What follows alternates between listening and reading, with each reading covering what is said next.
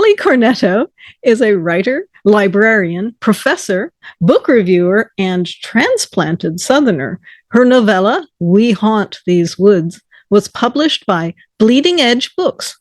In addition to writing the Horror Trees newsletter, she reviews for Publishers Weekly and the Horror Tree.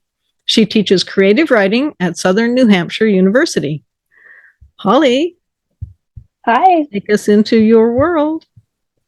Okay, so I'm just going to give a little snippet of kind of where we are in the story, because I'm not beginning at the beginning.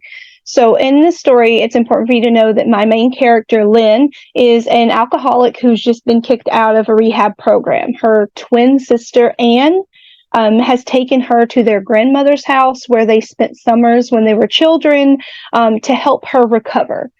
So I'm just going to jump in and, here we go. I was still staring at the clock on the bedside table at 3 a.m. Though the rest of the house was layered with decades of dust, Anne had cleaned and prepared the bedrooms for our visit. The room she'd made up for me was the same one I'd slept in when we were kids. It was smaller now, like the house had shriveled and shrank with old age and Granny's absence. The creaks and groans of settling wood whispered of how long it had been since a living soul had wandered these desolate halls. I wondered if Mother's Hole would still be open. I could imagine Teeny in her tube top and tight jeans, standing behind the bar, flirting with every pretty girl who came in. We tried to make a go of it once and decided to get clean together, even attended AA meetings at the First Methodist Church. It had been a beautiful, hurtful relationship with more downs than ups. When it ended, so did my brief stint of sobriety. I sat up and put my slippers on. There was no point in dwelling on the past and other things too broken to repair. My stomach rumbled. If Anne had gotten the bedrooms ready, she'd probably stocked the kitchen too.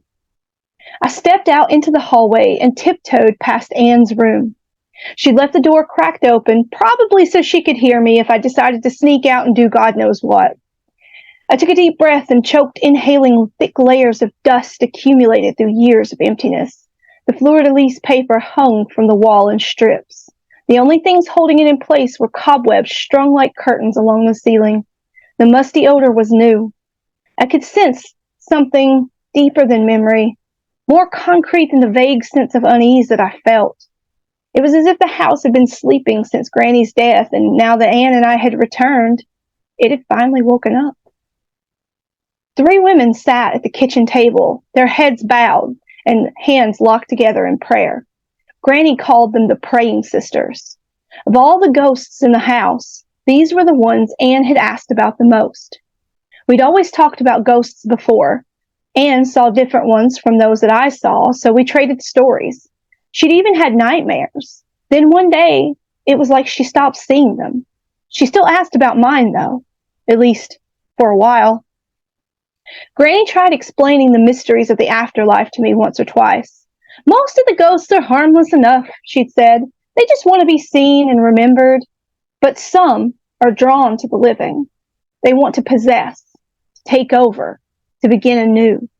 Those are the ones that lurk unseen in corners and prey upon the vulnerable. The Praying Sisters had always been the harmless sort, content to sit around the table in prayer. They hadn't changed in the years since I'd seen them last, still wearing their Sunday best dresses, at least 100 years old. "Hello, ladies," I said as I approached them. They never answered, but it felt rude to ignore them regardless. The fridge's contents made me roll my eyes. Anne went vegan a year ago, convinced the diet would help her live forever. Almond milk, cashew cheese, and a big block of tofu sat on the main shelf. Going without booze was one thing, but going without bacon, well, that was another matter entirely. After taking a glass from the cabinet, I turned on the tap. The pipes gurgled and started, and then spit out brown water. Does nothing in this house work anymore? I slammed the glass down on the counter, but it wasn't the house I was angry at. I reached in the fridge for the almond milk, pouring glass and emptying it in a few large swallows. Almond milk was not going to slake the kind of thirst I had. I replaced the carton and closed the fridge, leaning against the door. The Praying Sisters stared straight at me. I bit my lip to stifle a yelp. They'd never moved before, never paid any attention to the living. Sorry if I disturbed you. My voice was shaking. With their heads raised, I could see their faces clearly. In the kitchen's dim light, they looked older than I'd thought, probably in their 50s. Beware the bottle. I couldn't tell which one of them spoke. None of their mouths moved. The hairs on my arms stood. The ghost had never spoken before. I gulped down oxygen in shallow, rapid breaths, processing the words she'd said. Beware the bottle? Jesus Christ, even the ghosts knew I was an alcoholic. My fear turned to anger. These people were dead. What right did they have to lecture me? Mind your own business, I snapped before crossing the room and heading back down the hall. I hesitated in front of Anne's door. Part of me wanted to wake her and tell her what had happened. We were 13 the first time she told me to stop talking about ghosts, that it wasn't funny to make things up anymore. And it made me think that maybe that was why her ghost had always been different from mine. Maybe she hadn't actually seen them. She'd only made up the stories, like she thought I'd been doing. After that, I only talked to Granny about the ghosts. I crept back to bed, pulled the blanket over my head in case any of the house's other residents decided to lecture me about how I was living my life. And I'm going to leave it there.